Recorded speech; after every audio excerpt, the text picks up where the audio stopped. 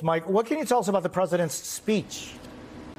Well, Jose, what we've been seeing over these last few weeks as the Select Committee has been doing a series of very powerful public hearings is that the White House has been reluctant to necessarily engage in the day-to-day commentary about what they're finding. But what we've seen as the pattern in practice of President Biden specifically is that he's choosing his moments very carefully to speak very powerfully about what the country saw on January 6th and what it means going forward. We saw that earlier this year when he spoke on the anniversary of January 6th. And now we are likely to see the president do it again once the committee is nearing the finish line with its investigation. The idea is potentially even before the midterm elections, based on where the committee stands, the president could give an address to the country speaking about what the country has seen and what would be at risk if President Trump, for instance, would return or his allies in Congress were to be regaining power in the midterm elections. Now, it's fitting that I'm here with Ali, with Mariana, who we all worked closely together covering the 2020 campaign, because this idea that Biden framed the 2020 choice as a battle for the soul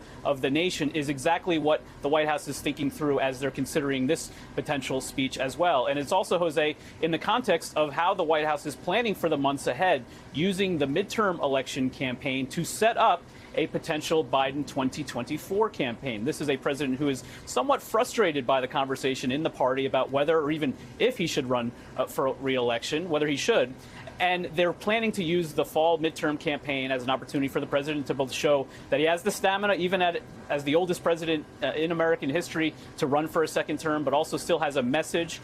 for the party, for the country that could win, and especially his view that he's the only Democrat who could beat Donald Trump in a potential rematch in 2024, Jose.